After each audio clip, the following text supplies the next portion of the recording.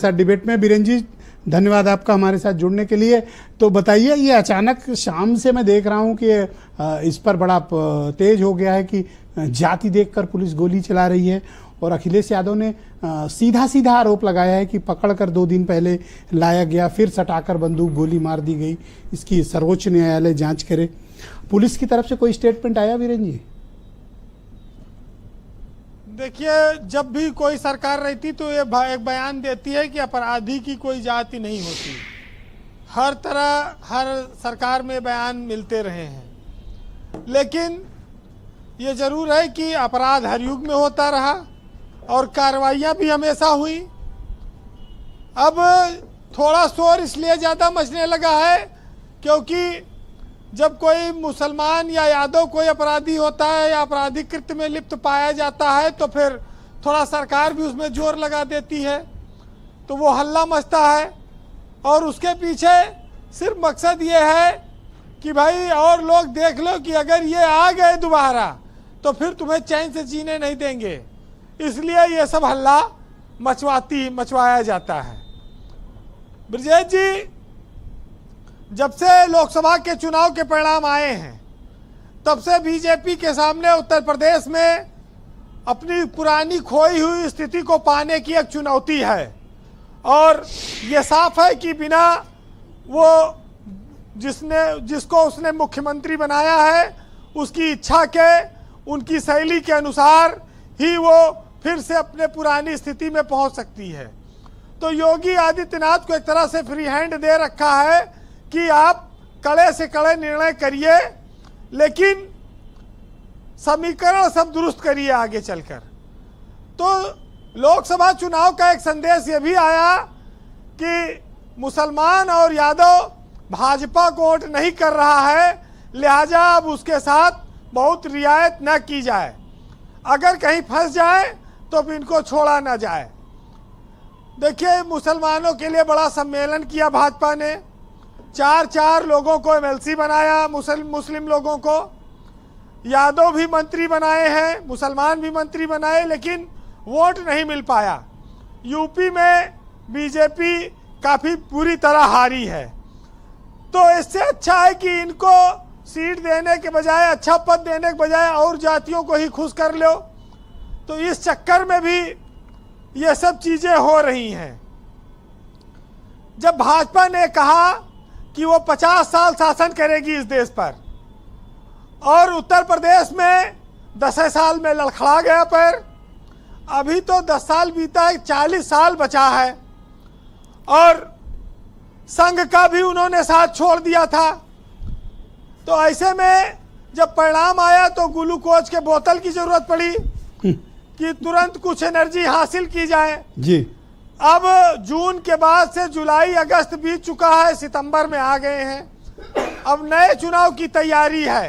तो अब एक तो संघ को साथ लिया, उसका परिणाम आप देख रहे हैं कि राजनीतिक नियुक्तियां शुरू हो गई हैं, आयोगों और निगमों में तमाम जगहें भरी जा रही हैं, भाजपा के कार्यकर्ताओं को एडजस्टमेंट मिल रहा है।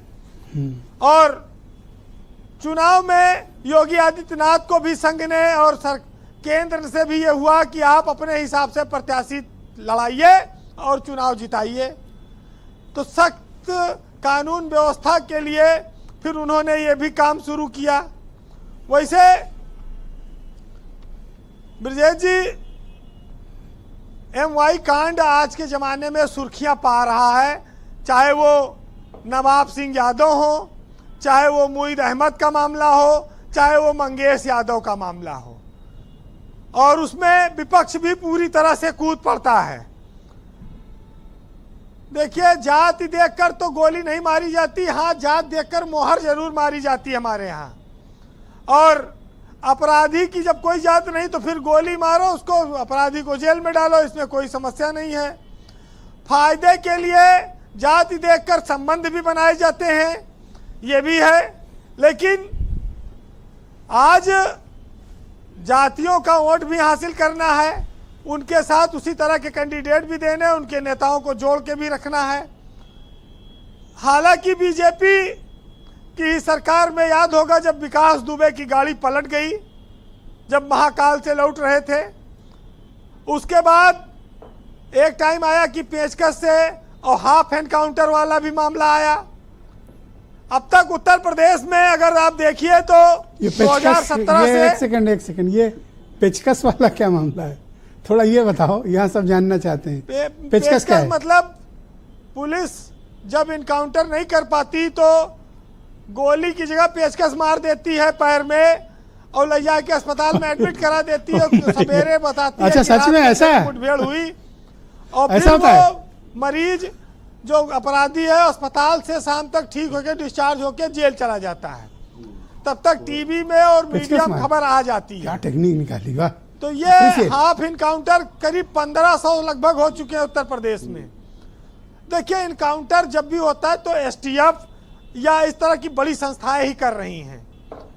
आज अतीक अहमद का प्रकरण देखिए जिसमें वकील को गोली मारी गई थी। अतीक अहमद के बेटे का मामला हो या जो और शूटर उसमें शामिल थे, सब पर कार्रवाई एसटीएफ ने ही की। तो एसटीएफ भी सरकार का ही एक अंग है, पुलिस का एक अंग है। उमेश पाल हत्याकांड आपको याद होगा। तो ब्रिजेश जी आज तक ये बैठे हैं दीपक रंजन, योगी की सरकार में एक भी कायस्थ का इनकाउंटर नहीं हुआ। तो इससे ये साफ है। अरे रहने दो वीरेन जी, आप नहीं होते। अरे आप क्या तो चाहते हो, रुक जाओ भाई। कायस्थों के पीछे क्यों पड़ गए? जी के लिए एक अच्छी खबर है कि पढ़े लिखे होते हैं बेचारे। कायस्थ समाज के लोग अपराधी नहीं होते हैं, इसलिए आज तक उनका कोई इनकाउंटर नहीं। क्यों, बबलू श्रीवास्तव से बड़ा कोई डॉन यूपी में हुआ क्या? कायस्थ जो करते हैं ना वो सिरमौर का काम करते हैं, वो छोटा मोटा काम नहीं करते हैं। वैसे देखिए, अब वक्त आ गया है कि हम लोगों को अपराधियों पर चाहे जिस जात का हो उसकी आलोचना करनी चाहिए, उसकी निंदा करनी चाहिए जी। जब गलत इनकाउंटर होंगे तो उसकी जांच होनी चाहिए, मानवाधिकार का उल्लंघन नहीं होना चाहिए।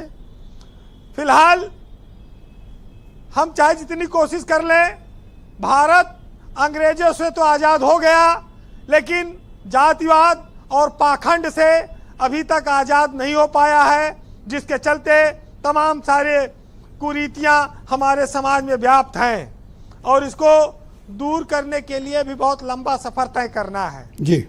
फिलहाल नदीम साहब का एक शेर है, सुनिएगा कि है बेगुनाह तो होने से कुछ नहीं होगा और सबूत दीजिए रोने से कुछ नहीं होगा, और दिए दियों से जलाकर जमीन रोशन कर, दिए जमीन में बोने से कुछ नहीं होगा, और सबब तलाश करो अपने हार जाने का, किसी की जीत पे रोने से कुछ नहीं होगा, और अगर है ख्वाब की ख्वाहिश तो जागना सीखो, यूं आंख मूंद कर सोने से कुछ नहीं होगा। वाह, बहुत शुक्रिया वीरेन जी, बहुत बहुत धन्यवाद। ग्राउंड जीरो से आपने अपनी ओपिनियन, फीडबैक और ऑब्जर्वेशन